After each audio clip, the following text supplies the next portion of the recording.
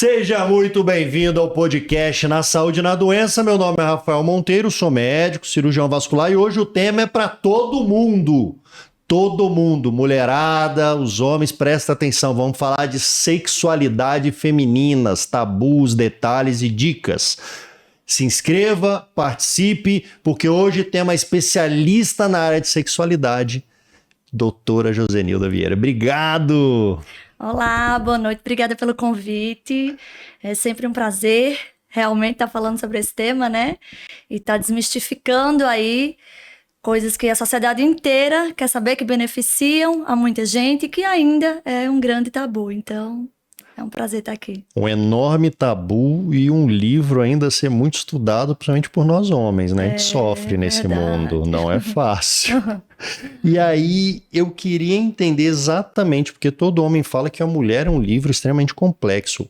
É muito complexa a sexualidade feminina? Na verdade, não só a sexualidade feminina. A sexualidade acaba sendo muito complexa por ainda ser muito desconhecida em seu âmbito geral, né? A sexualidade vai muito além do ato sexual, que é para onde a população em geral leva o conceito e o significado, né? Então, a OMS já traz para a gente hoje um conceito de sexualidade voltado para um aspecto central do ser, que está ligado a vínculo, emoções, expressão, além do ato sexual em si, né? E a gente traz a sexualidade hoje como um conceito biopsicossocial.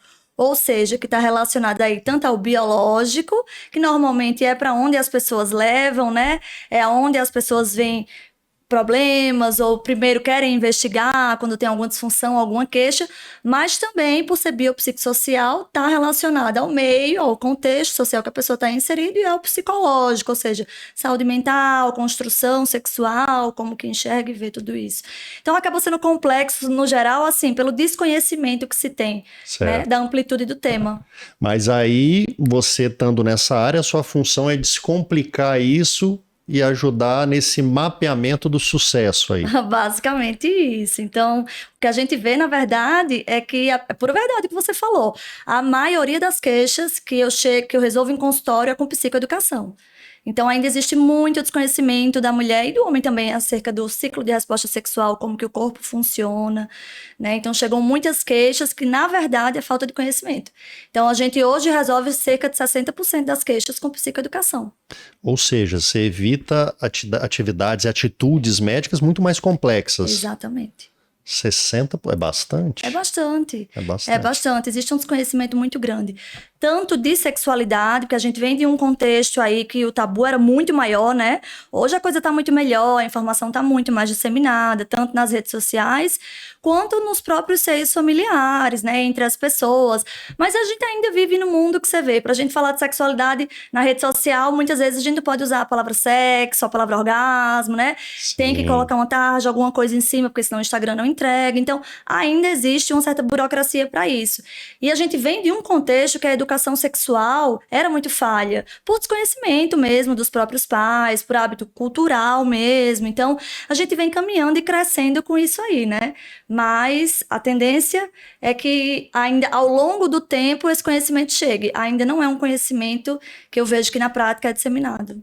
Pois é, e culturalmente se aponta para uma coisa que a gente sabe, ainda mais, né, eu não sou mais tão novinho, o homem sempre teve uma liberdade infinitamente maior do que a da mulher. A mulher é algo muito novo ainda, vamos colocar assim também. É isso, né? Na verdade é que a gente vive numa sociedade patriarcal, digamos assim, né? Então, o homem, ele sempre foi mais incentivado, ou ele teve mais liberdade de exercer a sua sexualidade ou de se conhecer. Então, se a gente for pensar de um ponto de vista biológico, ainda que a sexualidade não esteja no genital, isso é uma coisa muito importante, né, de se falar. Boa. A sexualidade não está no pênis, não está no clitóris, a sexualidade está no cérebro, no pensamento. Então, quando a gente falar de desejo, a gente vai falar sobre isso.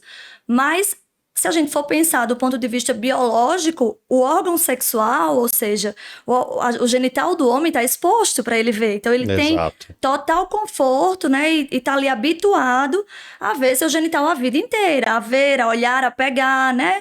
Para fazer xixi, a tocar até na frente das pessoas. E tá tudo bem, isso é normalizado. Desde muito novo. Desde muito novo, enquanto que a mulher não. A mulher é ensinada de que não pode pegar, que é sujo, que é feio, muitas vezes que é pecado. mercado, né? Então, isso é um contraposto que faz uma diferença muito grande quando a gente fala de autoconhecimento do próprio corpo, por exemplo. Exatamente, é essa a minha pergunta agora. Você acha que o autoconhecimento é um dos caminhos mais importantes para iniciar essa sexualidade aí, está arrumada a casa? Com certeza, com certeza. Como que...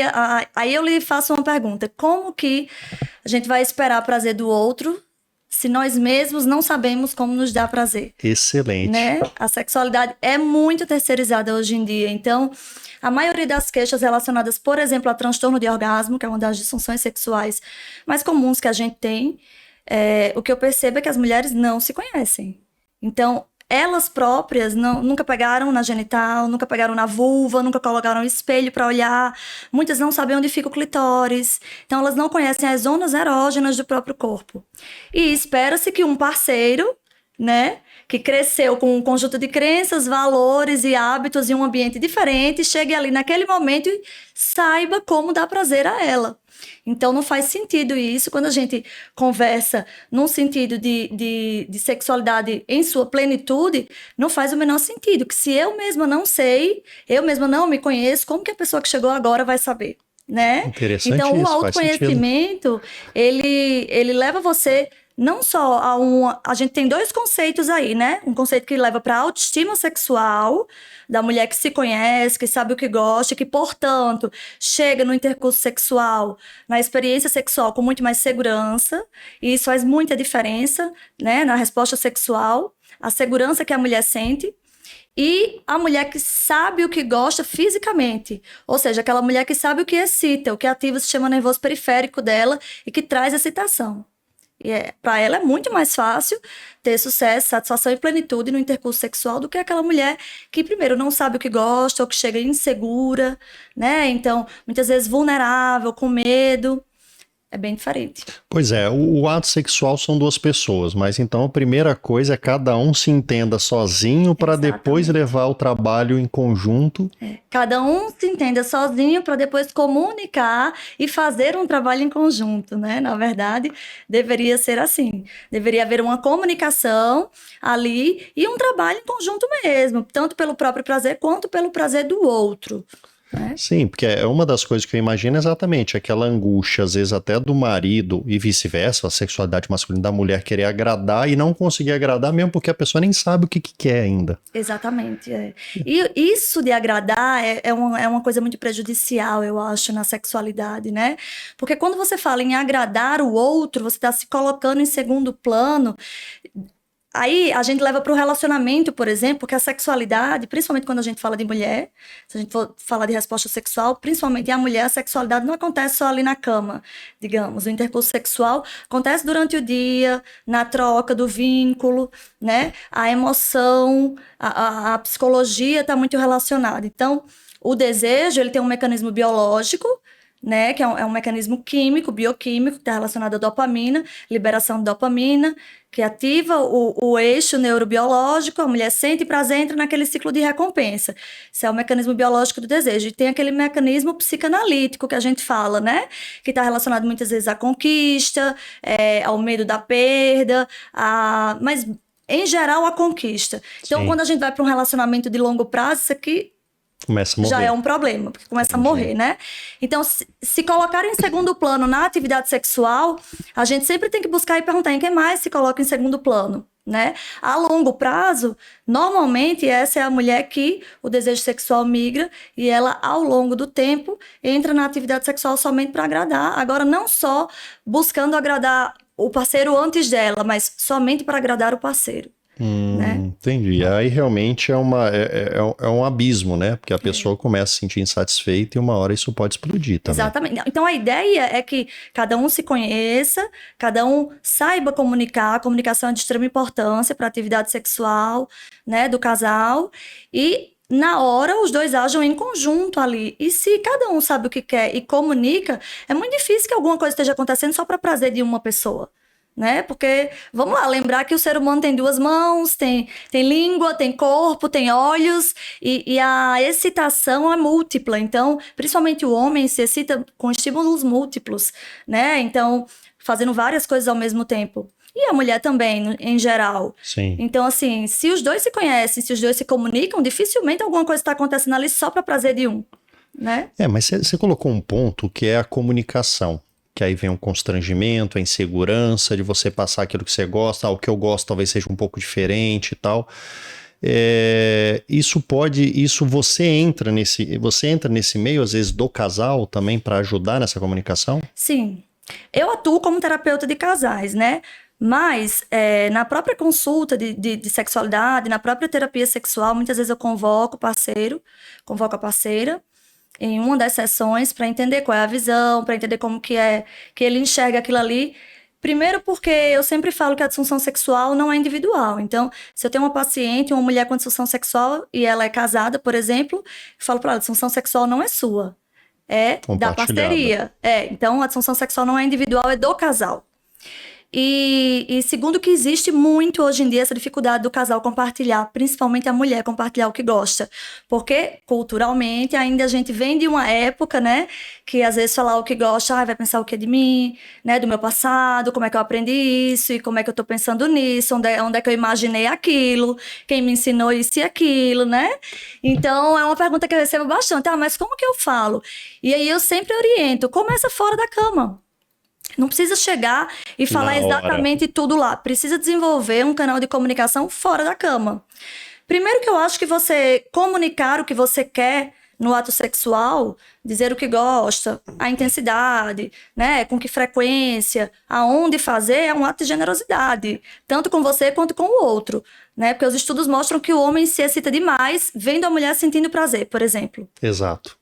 Isso é comprovado cientificamente. Então, eu só vejo benefícios aí em você comunicar. Mas para aquela mulher que tem vergonha, eu sempre falo, começa fora da cama, não precisa necessariamente ser naquele momento.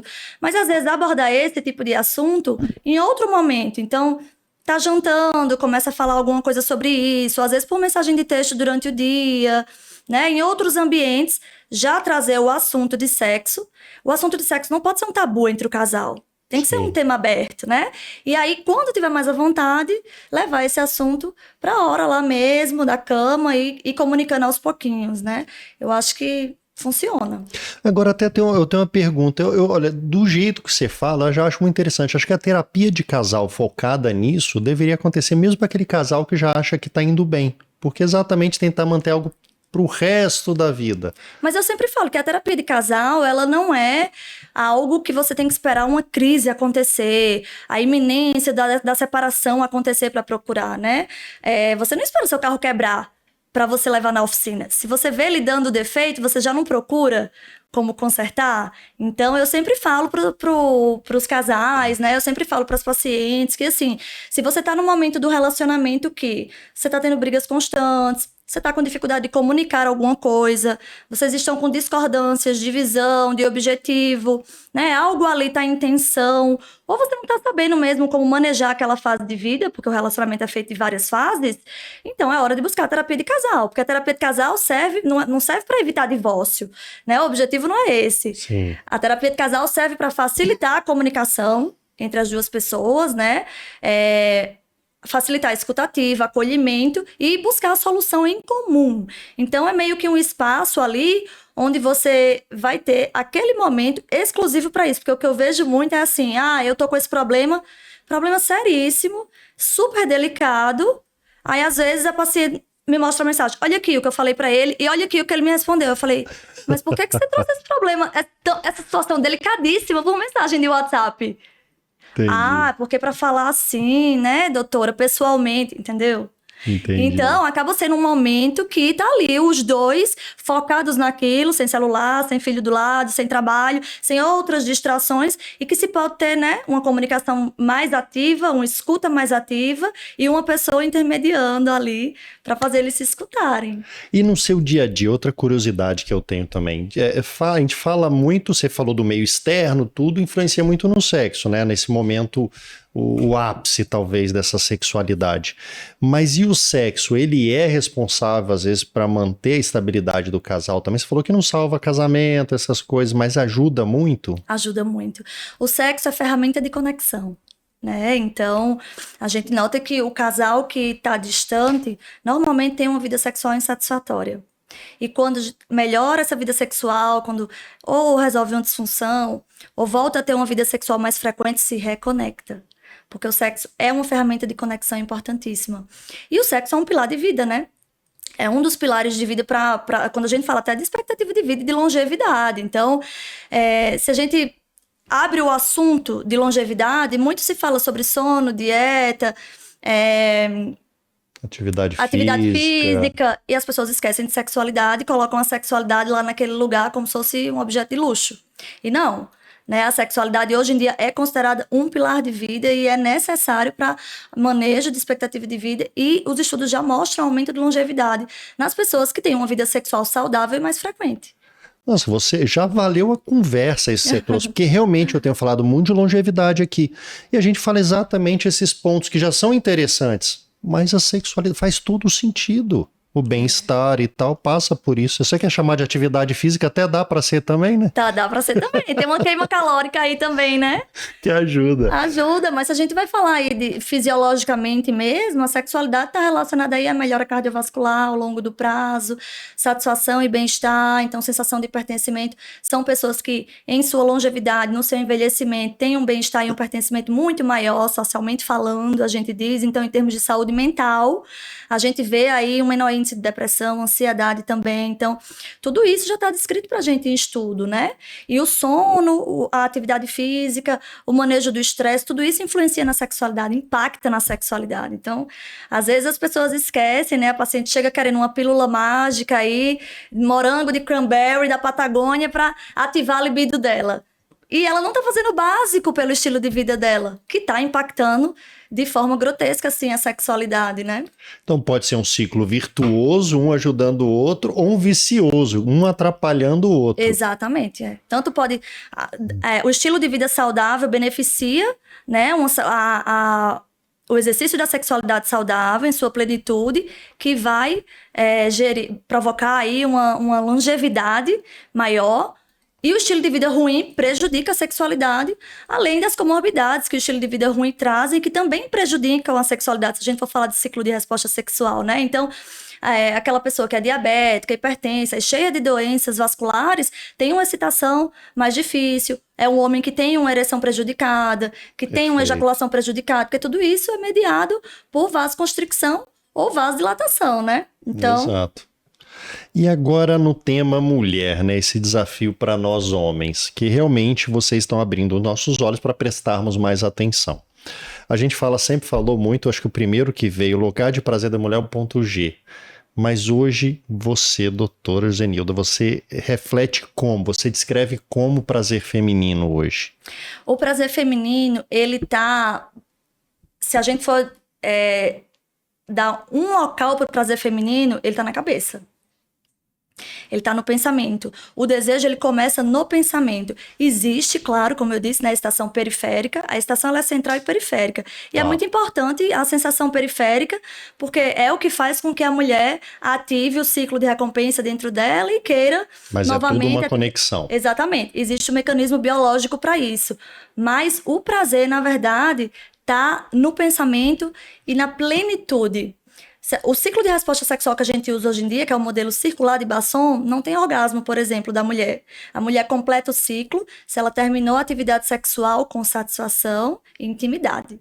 Então, o prazer da mulher está muito relacionado a isso. Existe o prazer físico, mas no final das contas, o que mais importa para a mulher é a sensação de satisfação e intimidade, né? O bem-estar. Existem 4 motivações pelas quais o ser humano faz sexo. Você sabe quais são? Vamos lá, não.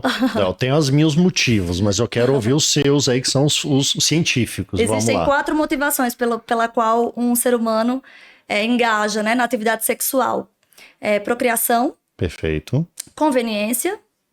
Conveniência. Né? É aquela pessoa que vai fazer sexo porque quer manter aquele relacionamento, né? Porque entendi. Tá querendo alguma coisa em troca, né? Vai ganhar alguma coisa em troca, algum benefício, enfim, conveniência. Sim, entendi. Prazer, puramente falando. Perfeito. Né? E conexão e intimidade. Então, são as 4 motivações.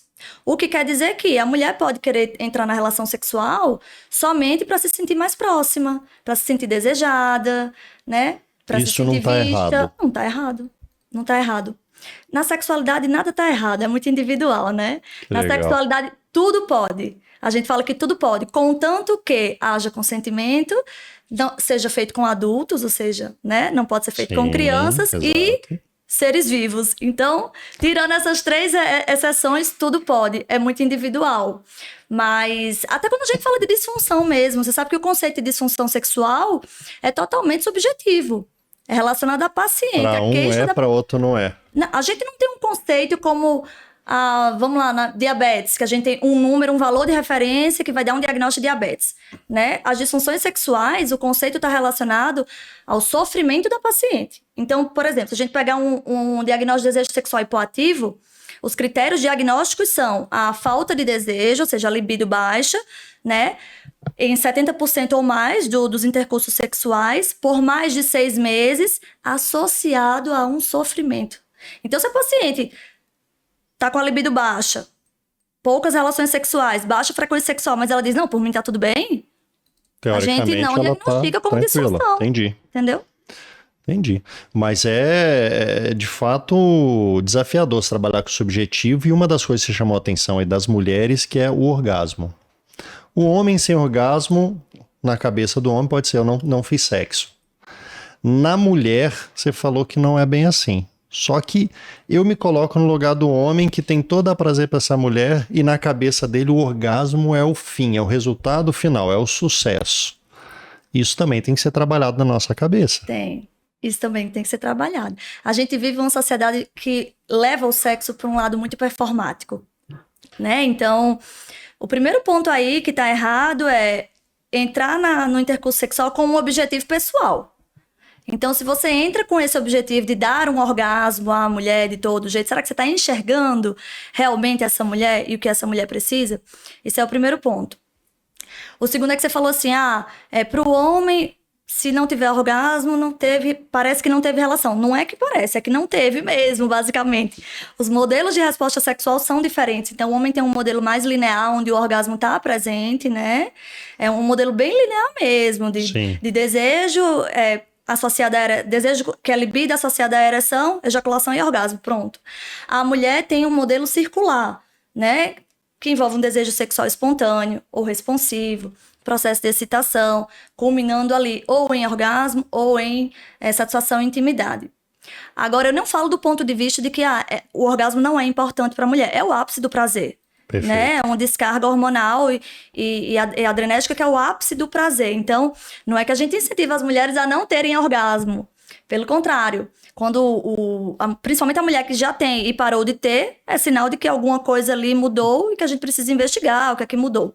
Ou a mulher que nunca teve, a gente vai investigar aí na história o que é que está impedindo ela de se entregar na relação sexual, aquele momento de chegar no ápice do prazer. É a excitação que está prejudicada? É ela que não tem entrega? O que é que significa para ela na cabeça? Então, é um contexto amplo, né?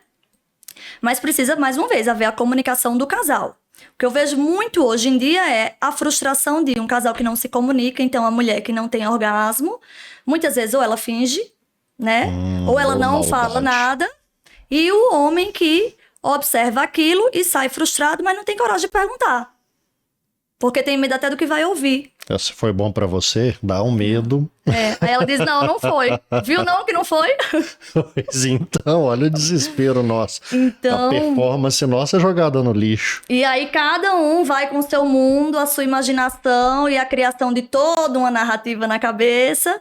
Cada um vai para um lado, né? Deita de um lado, vira para um lado, vira para o outro e vai dormir. Né? Então criou-se aí 2 mundos fantásticos de Bobs na cabeça de cada um. Quando, na verdade, às vezes é muito mais simples. Às vezes a mulher tá um pouco mais cansada aquele dia, ou tá um pouco mais preocupada, né? O orgasmo é um momento de extrema vulnerabilidade para a mulher. Extrema vulnerabilidade. Então, é aquele momento que ela precisa estar focada, principalmente sensorialmente falando. E a gente vive uma sociedade de mulheres aí que voltadas muito para a carreira, muitas vezes, né? É quase que a gente fala a quarta onda da Revolução Industrial. É aquela mulher que tem todos os direitos que buscou, então hoje a gente pode votar, a gente pode dirigir, a gente pode fazer faculdade, né? A gente tem uma carreira, mas a gente acumulou as funções, né? Exato. Então também tem a casa, também tem os filhos, também tem o marido. É aquela mulher que muitas vezes está cansada. E às vezes é só isso. Aí não existe a comunicação. A partir do momento que não existiu comunicação e criou-se esse fantasma, esse elefante branco no meio do casal, muitas vezes eles entram no ciclo de ansiedade. O mesmo ciclo de recompensa que existe para o prazer existe, principalmente para o homem, com a ansiedade. Então o homem entra naquele ciclo de ansiedade, que já entra na atividade sexual pensando, mas será que agora vai acontecer isso, isso, isso? E ela já entra, mas será que agora eu vou gozar ou não vou gozar? Aí, peraí, agora eu tô sentindo, agora eu não tô. Agora isso. Aí vira aquela coisa... Não sai, né? Não sai. Não sai do Nem para um campo. lado, nem para o outro. Vira um desespero. Exatamente. Aí a gente vai pro lado do sensorial. A gente hoje já não usa mais o termo preliminares como se usava antigamente. Justamente para tirar o sexo penetrativo como ápice, momento principal, né? Que, como sempre foi, de que a penetração é ali a parte principal do sexo. E não é bem assim mais que a gente vê hoje em dia. Então, o intercurso sexual hoje começa desde a primeira carícia ou desde aquele primeiro estímulo até o final. Então, seja a ejaculação do homem ou seja a satisfação da mulher. Então, a gente já não fala mais preliminares no sentido do começo. Sim. Porque a gente quer levar justamente para aquele lugar de que toda a sensação durante o intercurso sexual é importante. Você tá falando de preliminares, para mim, começa às vezes o cara no trabalho, chegando em casa, e eu vice-versa. Ele só o fato dele levantar e receber ela e tal, isso já gera um ambiente totalmente diferente. Isso já é uma informação aí de ouro que você tem, né? Começa no bom dia, na forma como ele trata, na forma como acolhe, né? Porque a mulher, ela quer ser vista, ela quer ser desejada. O homem tem uma resposta sexual muito mais biológica, né? E a mulher é muito mais emocional. Então, realmente, a preliminar para ela começa no bom dia. Que legal. Bem, você falou que o homem tem esse orgasmo, essas questões sexuais um pouco mais lineares. E é exatamente isso que eu vim pensando aqui. A mulher, ela não é muito linear por si só. Ciclo menstrual, gestação, menopausa, e todas o meio externo que você já falou. E aí eu queria bater um pouco em relação ao ciclo menstrual para começar. Muda muito o desejo da mulher ali, naquela mulher que está menstruando e tal, nesses períodos? Muda porque a gente tem a oscilação dos esteroides sexuais, basicamente, né? Durante o ciclo menstrual. Então, a gente vai ter ali o período de pico de estrogênio, por exemplo, que a mulher tem ali um desejo maior, uma libido maior. A gente tem o período que ela tá com mais cólica, por exemplo, com mais TPM, quando ela tá próxima ali a menstruar. Então, as mulheres que têm uma TPM mais puxada aí, tem uma dificuldade com relação sexual, não só pelos sintomas físicos, mas pela irritabilidade também, pela dor. Então, durante o mês oscila bastante também, mas basicamente por essa questão hormonal. Uma questão hormonal. E a pílula pode ser o anticoncepcional, ele pode ser uma solução, às vezes, para esse controle, para deixar mais estável? A pílula, o que é que a gente vê hoje em dia, o anticoncepcional? Os estudos mostram pra gente que parte das pacientes melhoram a libido, mais ou menos 30% das pacientes melhoram a libido, mais ou menos 30% das pacientes pioram a libido e 40% não modifica a libido, né? Então, a gente vê muito no consultório, a paciente diz assim, comecei a tomar a pílula anticoncepcional, minha libido piorou muito. Aí eu vou investigar para saber como que era a vida sexual da paciente antes, né? Porque às vezes o sintoma, a disfunção vem de antes, ela tá querendo botar a culpa em alguma coisa que achou agora.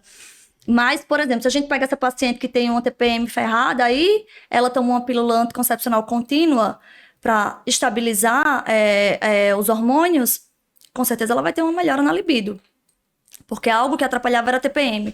Às vezes a gente pega paciente fóbica, tem muito medo de engravidar, e aí ela começa a tomar um anticoncepcional, se sente mais segura para ter relação sexual, melhora a libido, né? A gente também tem aquele grupo de pacientes, por exemplo, que começa a tomar e como carrega SHBG, diminui um pouquinho a testosterona, que é um hormônio que influencia aí no desejo, e ela piora um pouquinho a libido, piora a excitação. Então, é muito individual, a gente tem que manejar a queixa de acordo com a história da paciente. Certo, e tem um outro período que talvez seja um dos mais delicados que passa na minha cabeça, que é a gestação, né? É um período que o homem fica sentindo um ambiente esquisito também. Não vamos pôr a culpa nos homens também de tudo, mas é um mundo diferente, Sim. né? Principalmente a primeira gestação. E como é que funciona esse libido habitualmente dessas mulheres? Durante a gestação, a mulher ela costuma oscilar. Então, a gente divide basicamente a resposta sexual da mulher em 3 fases, como a gente divide a gestação em trimestres, né? Primeiro, segundo e terceiro. A gente vê uma diferença. Então, no primeiro trimestre, em geral, principalmente se for primeira gestação, a gente vê uma certa queda da libido, né? Então, uma distância ali do casal, de ambas as partes, cada um com seus motivos, né? Então, a mulher que está se modificando o corpo, então o quadril vai alargando, o corpo vai mudando, às vezes pega na autoestima, no modo como ela se vê, e a autoestima influencia demais na libido da mulher. Enjoo, vômito, então a parte realmente orgânica, como ela está se sentindo, acaba atrapalhando o engajamento no intercurso sexual. Às vezes o medo de abortar no começo, o medo de ter sangramento. E aí eu levo para o homem. E o homem, em geral, tem medo de prejudicar de alguma forma a mulher, né? De provocar algum sangramento, né? De que a penetração, de alguma forma, vai prejudicar a gestação. Então, cada um a seu modo ali está um pouco ainda se acostumando com aquele momento e meio temeroso, né? De que o sexo vá prejudicar mesmo a gravidez. Então, a gente vê um período de mais distanciamento do casal e piora da libido. Sim. No segundo trimestre é um momento que a mulher já está mais confortável com o corpo, porque a barriga já cresceu um pouquinho mais, ela já se habituou às mudanças, ela já não vomita mais, não enjoa tanto. A gente tem aí um pico hormonal no segundo trimestre já, então estrogênio lá em cima, então lubrificação aumentar, então a gente vê uma melhora da libido. É normalmente o momento que o casal tem uma frequência sexual maior, se reconecta, né? E mais conforto para ter relação sexual. Aí a gente vai para o terceiro trimestre, que a barriga já está enorme, então a mulher já tem certas dificuldades de posições, né? De encontrar uma posição que seja confortável e tudo. E aí dificulta um pouquinho mais, mas não porque a libido diminuiu, a libido continua boa, a resposta sexual continua boa, é mais uma dificuldade mesmo mecânica, né? E o próprio homem, acho que ele se incomoda, às vezes, um pouco de estar incomodando. Ele fala, será que eu não estou incomodando? Eu não estou exigindo um momento errado. O homem tem medo de quebrar, né? Ele tem medo de quebrar primeiro, ele tem medo de quebrar a mulher, o bebê tá ali. Então a mulher tá carregando. E outra coisa. Faltou humildade nesse homem. Não. Isso tudo, não. Ele tá querendo.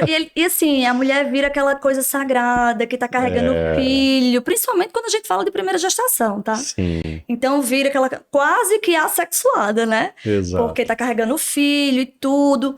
Eu acho que existe uma responsabilidade muito grande da nossa parte como profissionais da saúde, né, ginecologistas, obstetras, profissionais em geral, mas principalmente a nossa especialidade, de levar conhecimento para o casal. Então, eu sou professora de um curso de sexualidade voltado para ginecologistas, e lá eu dou aula de gestação e puerpério, e uma orientação que eu faço vocês deviam convocar todos os parceiros em algum momento do pré-natal e fazer uma consulta de sexualidade.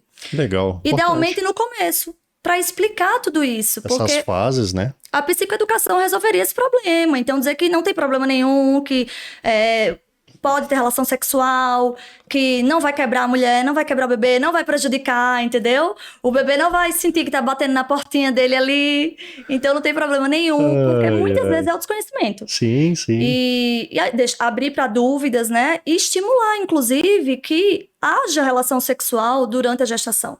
Porque é um momento já que muita coisa vai mudando, né? Emocionalmente falando, para o casal. Muitas preocupações vão surgindo, muitas expectativas vão surgindo, e só isso já é suficiente para atrapalhar a vida sexual. Então, a gente não quer que outras coisas que possam ser esclarecidas atrapalhem também. Eu acho que é nosso papel como profissionais da saúde fornecer esse tipo de psicoeducação.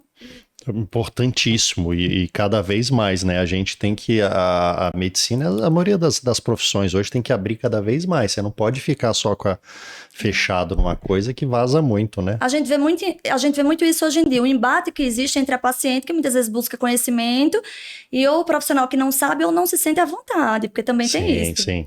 Eu, por exemplo, fiz uma residência em ginecologia e obstetrícia, onde muito pouco foi falado de sexualidade. Então, como ginecologista e obstetra, eu não poderia estar conversando nada disso aqui com você.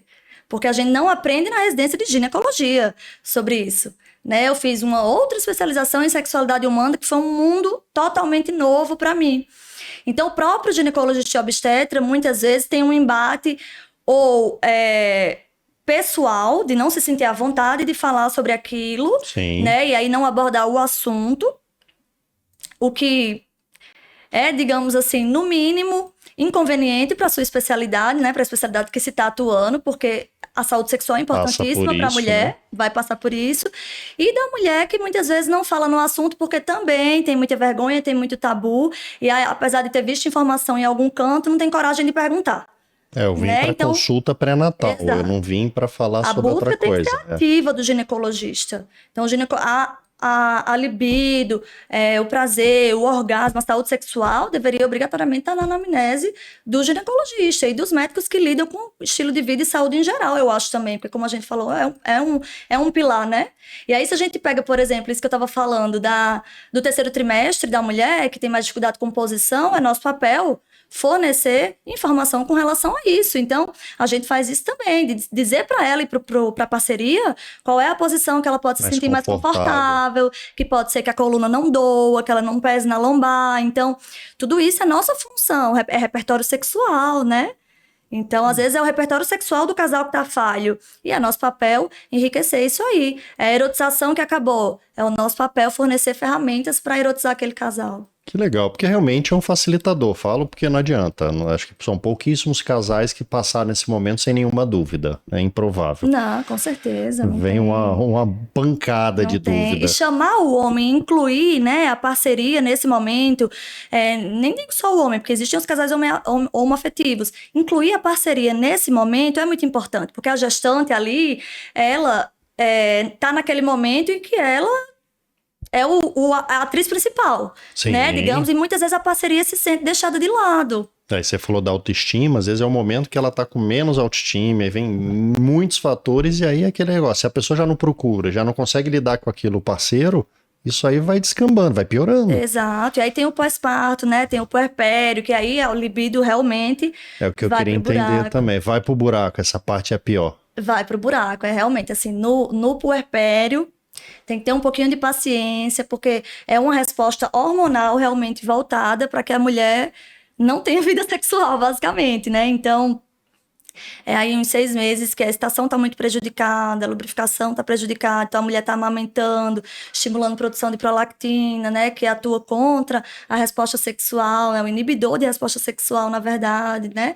E, na verdade, se a gente for pensar, o corpo humano ele é muito sábio, né? Se a gente for olhar historicamente, tudo tem uma razão. Sim. É aquele momento, o puerpério, que existe uma fusão da mãe com o bebê, porque o bebê precisa 100% dela, né? Então, quando a gente vai buscar historicamente o motivo, né, da biologia ser assim, o que a gente vê é que precisa ser assim, porque a mãe precisa estar focada em fazer aquele bebê sobreviver, basicamente, digamos. Perfeito. Né? E ela não pode estar com atenção, não pode ter atenção para outras coisas. Quando hoje em dia a gente sabe que vamos lá, né? Não é um intercurso sexual que vai fazer com que a mãe não seja uma boa mãe ou que não provenha o bebê em suas necessidades básicas. Mas se a gente for olhar historicamente, tudo tem algum sentido. Então, realmente, a resposta biológica da mulher é toda para isso, né? Para prejudicar realmente a libido. Mas é outra coisa que com orientação dentro do consultório a gente consegue melhorar muito, né? A gente consegue melhorar muito, porque... Tem dicas, então, tem cuidados ali, tem detalhezinhos que se você encaixar,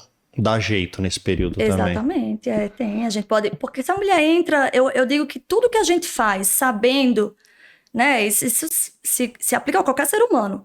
Tudo que acontece com a gente, qualquer evento que acontece com a gente, que a gente já sabe que vai acontecer, a gente chega preparado, a gente recebe de uma outra forma. Perfeito. Né? Do que se a gente chegasse lá de surpresa. Então, quando aquela mulher sabe que aquilo vai acontecer, quando a parceria sabe que aquilo vai acontecer, eles conseguem se preparar para aquele momento, acontece de uma forma diferente, com muito mais suavidade, eles lidam de uma forma diferente. E aí a gente orienta, né? Então, olha, vai estar mais ressecada, a excitação está prejudicada, a lubrificação vai estar prejudicada, então tem que usar um lubrificante, né? Tem que usar um hidratante vaginal. A gente lança mão das tecnologias aí, dos lasers hoje em dia, que estimulam aí produção de colágeno e lubrificação também. Então a gente conversa com as mulheres, com o casal sobre a erotização do casal naquele momento. Então tem que entender assim que é um momento que a mulher, por exemplo, vai estar cheirando a leite porque está amamentando. Sim, e o seio da mulher da meia da noite. Exato. Vai ter o choro da criança, tem a privação do sono, a mulher tá cansada, o sexo precisa de energia, disposição. Então, a parceria não pode esperar lá grande coisa dessa pessoa, né? Sim. Dessa pobre coitada que tá amamentando a cada 2 horas. Então, entender as limitações um do outro, né? Eu digo que não precisa, em momento nenhum da vida, precisa parar de transar, a vida sexual precisa ser interrompida. Mas existem momentos em que ela vai estar mais aflorada, mais satisfatória, mais frequente, e momentos que vai estar menos, né? E a comunicação, a parceria, o vínculo é muito importante aí, para entender as limitações um do outro. Então, a gente orienta a usar lubrificante, orienta as limitações da mulher e, em geral, a parceria que está ali num vínculo realmente verdadeiro compreende, né? E a própria mulher entender um pouco o homem também, que é uma fase também que não é fácil. Tô colocando aqui porque o homem também vai ter os desejos deles ainda presentes, ele vai ter que fazer a parte dele, mas ela vai ter que entender. Ele não me procura tanto, mas é porque ele está entendendo o seu momento. Também tem isso, né? Eu acho que um alinhamento de expectativas é o que resolve todos os problemas, né? Então, o homem também se sente deixado à parte nesse momento. Sim, o filho, primeiros 6 meses, o filho não sabe nem o que é o pai. Para que serve aquele negocinho que fica para lá e para cá? A mãe não quer tanto. Ninguém quer saber do pai. O pai tá lá excluído, ele não serve pra nada. Se vira e sai daqui, né? Então, muitas vezes, assim, não é só... A mulher leva para esse lado de falta de desejo, mas ela não consegue enxergar que ela também não tá incluindo ele naquele momento tão especial, né? Porque... o bebê vai se quebrar também, né? Principalmente mãe de primeira viagem. Sim, que o bebê, meu Deus do céu, o bebê respirou, a mãe corre, vai lá pra ver o que é que tá acontecendo e tudo. E o pai chega perto pra ver, não, peraí, deixa que eu vejo. É assim, né? O pai também não sabe de nada de primeira viagem. Então, ele se sente excluído pelos dois lados. Primeiro, a necessidade sexual que existe. E segundo, por não estar participando daquele momento. Então, eu não faço mais obstetrícia, mas era uma coisa que eu conversava quando eu fazia obstetrícia, que eu já tinha feito sexualidade, era isso, né? Sim. Você quer paz no puerpério? Inclua ele na rotina do bebê. Inclua ele, porque aí faz diferença. Faz diferença, porque tira mais o foco da falta sexual. Porque o que acontece? Ali existe uma mudança na frequência sexual, mas existe a chegada de um filho, né? Então, é algo novo que está suprindo a necessidade por um tempo. Quando você exclui o homem, muitas vezes, ele não está participando tanto daquilo quanto deveria, então ele foca na falta. Exato. Então eu falo, capaz no puerpério, inclua ele. Bota ele pra acordar de madrugada junto com você, pra cuidar junto com você, pra fazer junto com você. Porque se existe o vínculo emocional, o sexo acaba que é uma necessidade, mas se torna menos em foco a ausência. E a compreensão do momento. Compreensão, exato. E eu falo, porque a minha vida, quando eu tive minha pequena, que foi primeiro, e realmente é muito bom você estar participando, por mais que seja cansativo. É o que eu falei, os 6 primeiros meses, ninguém sabe para que você serve. Então, ali que é importante. Mas lembrando que aquela mulher que está amamentando, se ela amamenta aí até uns 2 anos, né, do bebê, como em geral a gente vê hoje em dia, existe ainda uma produção de prolactina que vai impactar um pouco no desejo. Só que o que eu sempre falo é o seguinte, que isso é parte do desejo da mulher, né? Então, se o outro lado do desejo, né, a parte do vínculo, a libido ela é multifatorial, o desejo ele é multifatorial. Então, para além do mecanismo hormonal e bioquímico, a gente tem aí envolvido o vínculo conjugal, a autoestima, a saúde mental, o sono, o estilo de vida, né, o uso de medicamentos. Então, se todo o resto está organizado, dificilmente ela vai ter um grande impacto na sua vida, porque está só amamentando. Então, mais ou menos 6 meses para reequilibrar. Ou seja, isso volta. E pode voltar melhor ainda com o filho para comemorar. Melhor, exato. E não tem como a gente não falar hoje das mulheres. Hoje, a mulher acima dos 50, menopausa, isso é tema que todo mundo está falando hoje. Qualidade de vida nessa mulher na menopausa. Esse período muda muito o libido e tudo mais? Imagino que sim. Muda bastante, né? E aí a gente tem um mecanismo fisiológico importante, né? Até a menopausa, a gente sempre busca olhar a vida da mulher num sentido realmente multifatorial e amplo, porque na mulher jovem a gente vê que o impacto fisiológico é menor do que as causas multifatoriais. Quando a gente fala de menopausa, a gente tem um impacto fisiológico importante. Então, realmente, ali é um período de queda hormonal, né? Dos principais esteroides que estão relacionados aí na ativação da resposta sexual, né? Do desejo, principalmente, da estação, que são os esteroides sexuais, estrogênio, progesterona, testosterona, estão realmente muito diminuídos, né? Então, Quando a gente fala até de epitélio vaginal mesmo, ressecamento, redução de receptores de epitélio vaginal, tudo isso acaba impactando realmente, né? Então, pele, cabelo, o sono da mulher muda, a irritabilidade vem. A menopausa realmente traz, assim, mudanças corpóreas, né? Mudanças psicológicas na mulher muito importantes que impactam inevitavelmente no desejo. Então, tem um grande impacto, sim. Eu perguntei lá atrás do anticoncepcional. Nessa hora, a reposição hormonal ela tem um efeito geralmente mais benéfico do que o anticoncepcional lá que você falou que é meio a meio? Às vezes ajuda, às vezes atrapalha. É que o anticoncepcional ele não funciona como uma reposição hormonal, né? Perfeito. Ele pode ajudar, mas é muito no sentido psicológico. As mulheres que referem melhora são aquelas mulheres que, como eu disse, têm muito medo de engravidar. Então, a partir do momento que elas estão seguras, elas se sentem seguras contra uma gravidez não desejada, elas se sentem mais seguras para entrar no intercurso sexual. E a segurança é fator essencial para o bem-estar da mulher e para a satisfação sexual. Sim.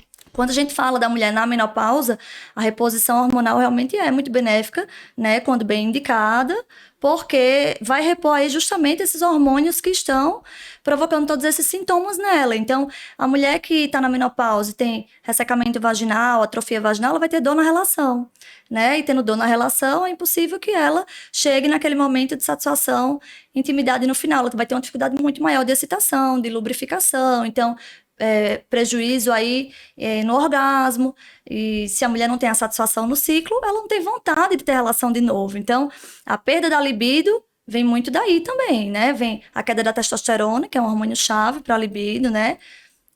E os sintomas corpóreos que vão prejudicar a excitação e o prazer dela. Então, é uma mulher que ela já não se vê como antes, então a pele, o cabelo mudou, Sim. a autoimagem dela mudou, então a autoestima é importantíssima. Então, se ela não se enxerga como antes, né, se ela se enxerga numa fase agora que ela em geral, que a gente vê hoje em dia, né, é um marco muito grande, porque depois da menopausa não pode ter filhos. Sim. Então, até a mulher que não queria ter filhos, nunca quis ter filhos, porque entrou na menopausa, agora fala, mas e eu não tive filhos, e se eu tiver... Gente, mas você nunca quis ter filhos. Acaba sendo um marco muito importante. Parece que desmorona a sexualidade dela. Parece que a mulher, ela deixa de ser mulher, assim. É uma fase boa. que ela perde a feminilidade, porque entrou na menopausa, os ovários pararam de funcionar, então não sou mais mulher.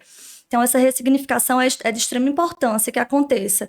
E os sintomas físicos, com a reposição hormonal, a gente consegue manejar muito bem, né? Então, a reposição hormonal tanto vai melhorar aí essa parte do epitélio vaginal, da atrofia, como os sintomas como um todo, né, de irritabilidade, de sono ruim, de pele, fogacho. Você imagina aquela mulher que acorda a noite inteira com fogachos, com calores, né? Não consegue entrar no intercurso Irritabilidade no alto. Exato. Então, a reposição hormonal melhora tudo isso. E, ou seja, melhora a saúde e o bem-estar geral dela, né? O modo como ela se enxerga novamente, o prazer que ela sente. Então, ela realmente desenvolve uma sexualidade muito melhor se ela tem indicação de reposição hormonal e faz corretamente. Maravilha, já fiquei até curioso pra galera que tá assistindo já comentar aí, olha, eu na menopausa... Porque olha só, não quer ter filho. Chegou na menopausa, você acabou de resolver o seu problema, mulher. É agora que você vai estar livre de vez. Ou até as que têm filhos, chega na menopausa, mas já é aquela fase de vida que você não tem preocupação, porque os filhos já estão maiores, já está estável na carreira em geral, né? Então, o relato, na verdade, que eu escuto de muitas mulheres, né, que são mulheres que se cuidam, que são ativas em buscar uma sexualidade saudável, né, no exercício da sexualidade saudável, é que é a melhor fase da vida. Porque, na verdade, é a fase que tem menos preocupação em casa, às vezes financeira, com filho e tudo mais, e tá no melhor momento ali de vínculo conjugal, porque tem possibilidade aí de viajar, de fazer coisas diferentes com a parceria, né? Além de ser um momento de autodescoberta, né? Porque chega nesse momento de que não tenho libido, tenho dor na relação, vamos fazer reposição hormonal? Vamos, é a porta de entrada. Aí a gente vai trazer o casal para um momento de erotização, de redescobrir o que gosta. Então é uma fase muito bonita do relacionamento em geral, quando os dois estão engajados. E você não acha que essa mulherada é que tá puxando esse trem aí da sexualidade feminina também muito forte? Falou, olha, é aquela que já sabe o que é da vida, tá arrebentando esses tabus até mais do que os mais jovens, é essa turma? Essa turma, na verdade, se a gente for pensar em quem hoje em dia busca ativamente, é a mulher na faixa etária aí dos seus 40 mais. É a mulher que realmente é meio que assim, já se estabilizou na vida, né? E agora ela quer desenvolver a sexualidade plenamente. Então, ela não tinha informações antigamente, hoje ela tem informações, Sim. né? O acesso, e ela vai buscar isso aí. Pois é, porque aquela mulher que falou, olha, eu não quero mais problema, eu quero solução. Quero Exatamente. solução, quero viver a E às vida. vezes a mulher jovem está muito preocupada com carreira, né? Com Sim. ter um relacionamento, com ter um vínculo duradouro. Outras preocupações ainda se sobrepõem à satisfação sexual na mulher mais jovem. Perfeito. Agora você falou da reposição hormonal. E um dos hormônios muito relacionados ao desejo sexual, a gente fala da testosterona, que é um hormônio muito mais forte no homem, muito mais presente no homem do que na mulher. A reposição de testosterona na mulher, e aí na menopausa também, é uma opção? É uma opção. A gente tem indicação hoje, né, pela diretriz brasileira de endocrinologia e de ginecologia e obstetrícia, de fazer reposição tanto na mulher na menopausa quanto na mulher na perimenopausa. Então, aquela mulher que está na transição climatérica e tem um diagnóstico de desejo sexual hipoativo, ela tem indicação de repor testosterona sim, tem benefício. Isso tudo a gente fala em algo fisiológico, né? A gente não está falando... Níveis sérios fisiológicos. Então, a gente faz a dosagem antes de iniciar a reposição e a gente acompanha durante a reposição para que seja feita em níveis séricos. Agora a gente vai falar algumas coisinhas aí para quem já ficou até aqui, a gente vai entrar nos temas mais, não sei se polêmicos, mas até para mim que chamaram muita atenção. A masturbação masculina, a gente falou lá no começo que o homem conhece o seu órgão genital e tudo mais e tal. A masturbação feminina hoje, se a gente ainda perguntar, muita gente fala, não, eu não faço isso não. Isso aí deve ser incentivado, obviamente, de forma natural, ou olha, cada um tem o seu jeito? Deve ser incentivado. Hoje em dia, a gente já tem orientação aí dos estudos de fazer prescrição de vibradores, né? Então, a gente já fala de prescrição de vibradores. Eita, que legal! A gente já fala de prescrição de vibradores, porque a autoerotização tem muitos benefícios. Então, se a gente for pensar aí na resposta sexual e nos benefícios, né? Uma resposta sexual libera endorfinas, ocitocina, né? Que são hormônios de relaxamento. Então, a mulher tem um sono melhor, tem uma qualidade de vida melhor. E quando a gente fala em estilo de vida, também está associado a uma longevidade maior. E isso não está relacionado só ao intercurso sexual a dois, com a parceria. A autoerotização, né, que é o que a gente chama de masturbação, também tem esses benefícios da descarga hormonal. Então, tem o benefício aí da mulher se conhecer, né, saber do que gosta para comunicar.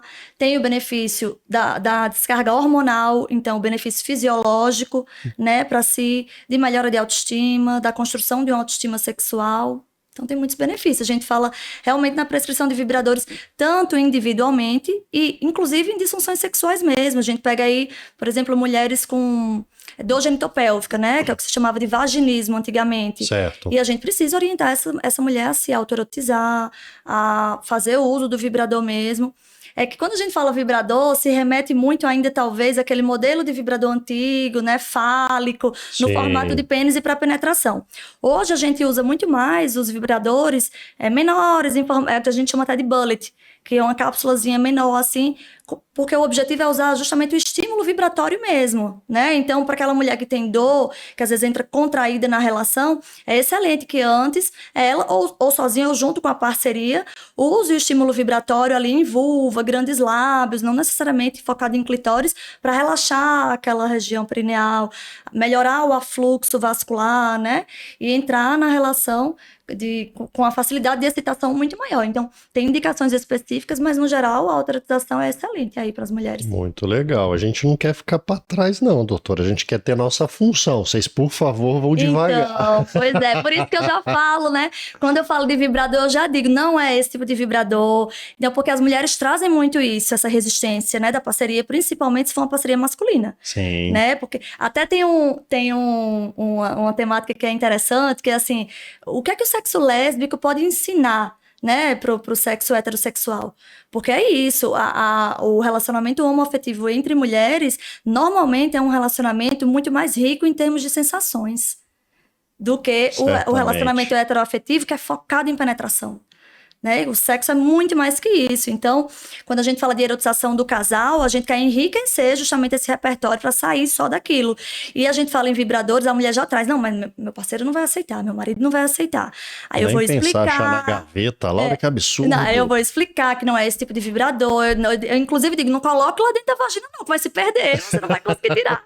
E que pode utilizar nele também, Sim. né? Como eu disse, o homem se excita muito com múltiplos estímulos, então durante a penetração, utilizar o vibrador no homem, nas costas, no pescoço, na base do pênis, isso excita muito o homem também. Ele usar nela, às vezes a mulher tem um pouco de dificuldade. Até nesses casos que a gente falou, por exemplo, de puerpério, de início de menopausa, que a mulher está com um pouco mais de dificuldade de excitação, a utilização do acessório sexual, do estímulo vibratório para facilitar a excitação ajuda muito, né? É um processo, e o parceiro pode ajudar com isso.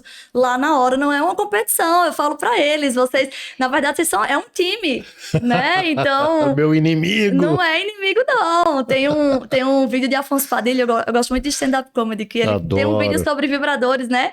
Que ele tá falando no vídeo, que ele fala assim, aí eu cheguei lá e a menina tava com vibrador e tal, eu fiquei meio assim, mas ela me convenceu a usar.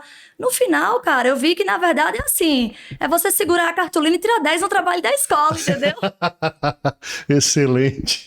Então é isso, na verdade você pode usar como aliado e não como inimigo. Você ganhou um tapinha nas costas, ó. No final, parabéns, vocês dois foram ótimos. Exatamente. Vamos nesse caminho. E se a gente falou de terapias e tal, a gente tem um pompoarismo, né? Também que mulheres usam, às vezes, para fortalecimento pélvico na época gestacional, mais idade e tudo mais. Isso também pode ser uma atividade para ajudar nessa erotização, Tudo que dá mais consciência de assoalho pélvico à mulher vai ajudar na atividade sexual, né? Então, é isso que o pompoarismo faz. Ele ajuda a mulher a ter uma consciência maior de contração, relaxamento, ou seja, consciência de assoalho pélvico. Então, não só pompoarismo, mas a gente lança mão de muitas ferramentas. Yoga, pilates, né? Às vezes, pacientes que têm indicação de fisioterapia de assoalho pélvico, porque a mulher, em geral, ela não tem consciência corporal. Então, ela entra na relação contraída, sem saber que está contraída. E aí, às vezes, tem uma dificuldade na penetração, tem dor na relação. A gente vê isso no exame físico, né? Que a gente vai examinar e a gente vê que a paciente está contraída e ela não nota que está. Aí a gente faz um exercício de mindfulness, ensina a paciente a respirar e ela relaxa. Né? Melhora tudo. Então, né? Muitas vezes, o pompoarismo, na verdade, é isso. É um exercício para que a paciente conheça um pouco mais sobre o próprio corpo. E aí, tudo que está relacionado a esse tipo de consciência vai ajudar, no final das contas. E outro tema também muito polêmico e curioso é a pornografia. Um homem, quando assiste um filme pornô e vê aqueles rapazes lá, ele realmente, meus 3 minutos não são suficientes para o sucesso, né? Brincando ou não, mas a gente se sente assim muito acuado e a gente espera exatamente aquilo que você falou atrás, a performance. Exato. Isso atrapalha também a mulherada? Atrapalha bastante, né? Atrapalha bastante, assim. Tanto o homem quanto a mulher. A pornografia é muito maléfica hoje em dia para a sexualidade. Então, é algo que a gente realmente contraindica. Quando a gente fala de erotização, a gente vai falar aí principalmente de livros, de podcasts, e para o homem que é mais visual, um tipo de pornografia que seja mais suave. Aquele pornô antigo, ou aquele pornô que é realmente voltado para a performance é muito ruim, porque aquilo gera inputs cerebrais realmente que condicionam o homem, e o homem é muito visual, né? Então, quando chega na hora, não vai encontrar a mesma coisa, obviamente. Mas a gente tem mecanismos aí diferentes. Então, em geral, o homem se prejudica muito com a pornografia porque associa a masturbação, Sim. né? Então, ele liga as duas coisas e aí quando chega na hora da atividade sexual, a ereção e a ejaculação principalmente não é a mesma, né? Porque a vagina não tem a mesma pressão da mão. Então, muitas vezes é aquele homem que tem uma ejaculação retardada, uma dificuldade de realmente chegar ao orgasmo, de ejacular, porque está condicionado à pornografia. E a mulher se comparando a uma performance que é inexistente, né? Porque aquilo ali não existe, aquilo ali não é vida real, né? Então, são corpos que não existem na vida real e que não são o comum, são posições, muitas vezes, tempo de atividade sexual que não é fisiológico, que não é biológico. Então, aquilo ali é muita tadalafila, né? Porque aquele tempo de penetração e tudo mais, né? Então, assim, aquilo ali não existe, é vida irreal. Então, como a gente vive numa sociedade competitiva e performática, né? Sim. Se comparar com a pornografia, assim, sinceramente, é uma guerra perdida, é uma batalha perdida. Perdida, é um peso das costas que você tá me tirando, doutor. E outra coisa, não se filme, calma. Vou falando pros homens agora, Jesus Cristo, e não compara, porque na verdade, vergonha. a comparação não deveria existir, assim, nem entre você com você mesmo, né? A cada relacionamento que você tem com pessoas diferentes, são seres diferentes, tudo, né? complexos, sexualidades individuais, então vai ser diferente já. Agora, imagine, né, com um filme roteirizado, feito para vender, para atingir um público específico, então... tem que ser algo perfeito, né? Hoje em dia, a gente, principalmente para adolescente, né, a gente fala muito, assim, para evitar usar pornografia, que a longo prazo é muito prejudicial. Perfeito. Outra questão também é aquela mulher que falou, nossa, eu amo meu namorado, eu amo meu marido, eu amo minha parceira, eu amo tudo, mas eu não tô tendo desejo sexual. Né? E a pessoa, por mais às vezes o outro lado está se esforçando, isso acontece com uma certa frequência também? Acontece. E existe muito essa tendência, principalmente da mulher, assim, de vincular uma coisa a outra, né? O desejo com o amor. E o homem de se sentir rejeitado ou não amado por não se sentir, não sentir a mulher receptiva. Então... O desejo da mulher é muito complexo, né? Como a gente falou, a libido ela é multifatorial. Precisa entender aí em que aspecto ela está sendo impactada. Então, muitas vezes não tem a ver com relacionamento. O vínculo conjugal é um dos pilares do desejo. Às vezes é uma mulher que está com a saúde mental prejudicada, então se é um processo ansioso, está mais estressada, ou não está bem com a autoestima, ou está em alguma fase da vida daquela das mulheres... alguma fase de vida daquelas que a gente falou que a mulher tem, né, menopausa, gravidez, enfim, mudou alguma coisa no trabalho e ela tá mais preocupada ou tá trabalhando mais. Eu sempre falo, libido é energia de vida, se a gente puder definir. Então, quando a mulher chega pra mim e fala assim, eu não tenho libido, aí eu vou investigar na vida dela onde está a libido dela, porque ela tem uma libido, deve estar direcionada para algum canto. Então, às vezes, é uma mulher que, por exemplo, está ali no puerpério. Aí eu falo, você tem libido? A sua libido está direcionada para o puerpério.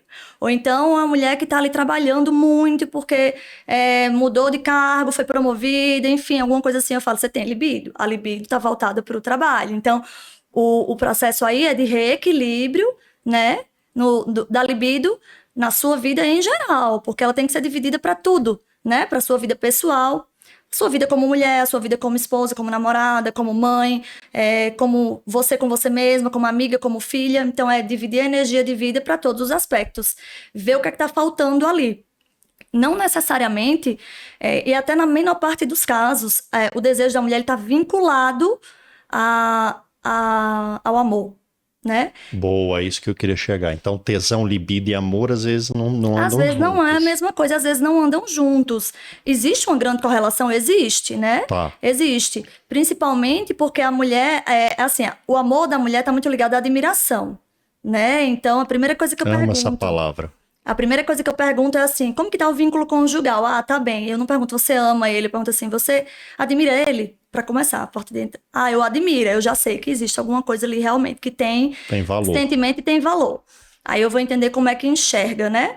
Mas o primeiro pensamento é esse, assim, é dizer assim, eu amo meu namorado, eu amo meu marido, eu amo minha namorada, mas eu não tô tendo desejo. Então, só que a mulher traz pra si, o problema é comigo. Sim. Qual é o problema comigo, né? O problema não é com essa pessoa. E às vezes o problema é com a pessoa também, é com a parceria também, né? Que tá faltando ali alguma coisa, tá faltando ali algum engajamento mais ativo, porque não é só buscar, procurar. Aí a mulher diz assim, tô com dor de cabeça, vira pro lado e a parceria olha pro outro e diz assim, eu tentei, não quis e tchau. Sim. Tem que haver uma busca mais ativa, de buscar entender o outro, né? Entender o momento do outro. E dificilmente, quando a gente tem uma parceria vinculada assim, que realmente existe um olhar para o outro para além do sexo, a gente não tem comunicação.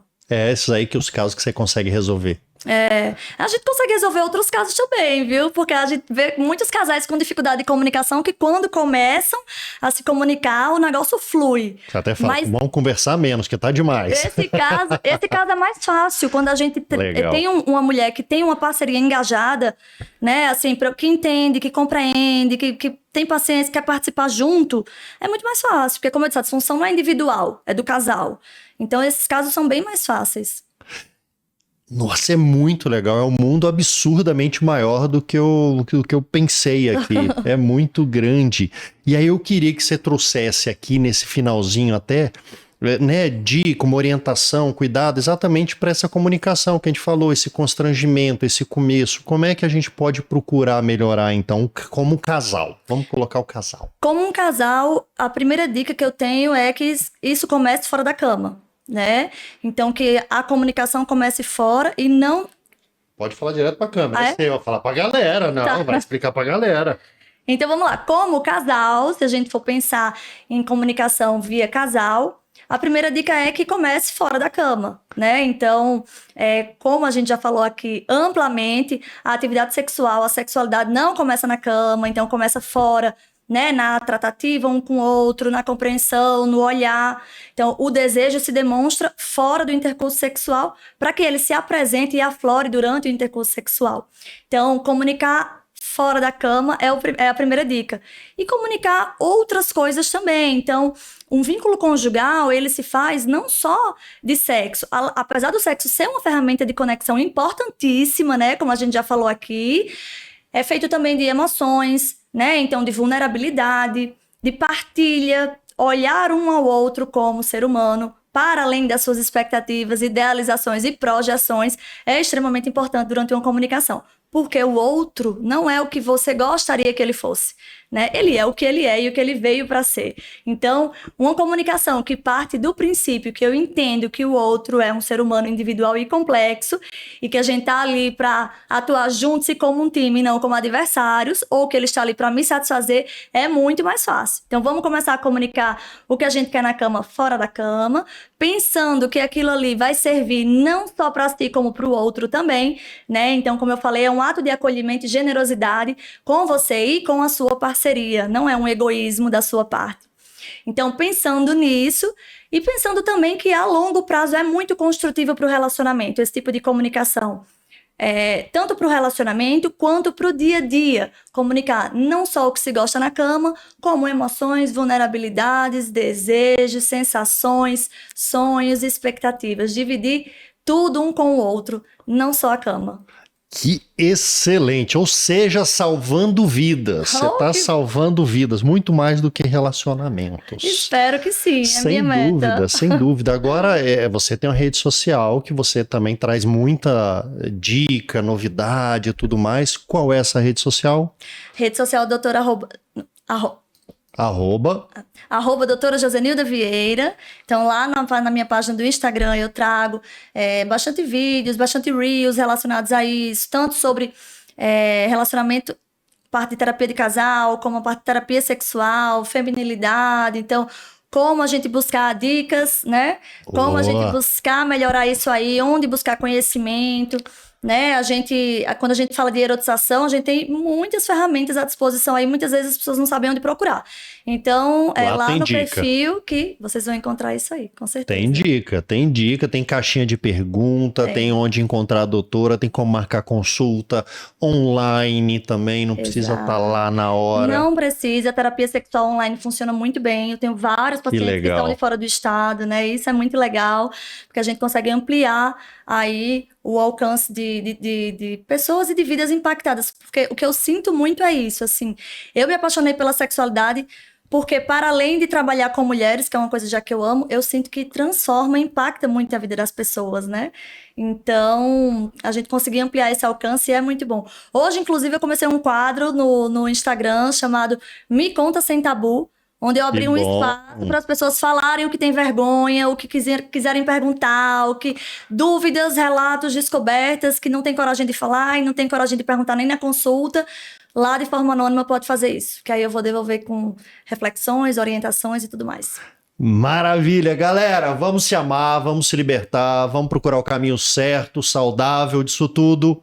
Obrigado demais pela sua presença, maravilhosa. Obrigada pelo convite, foi um prazer estar aqui. Maravilhosa. Então é isso, se inscreve, participa, vai lá no Instagram, a doutora tá lá, cheio de dica, caixinha de pergunta, conte a sua história, conta aqui também.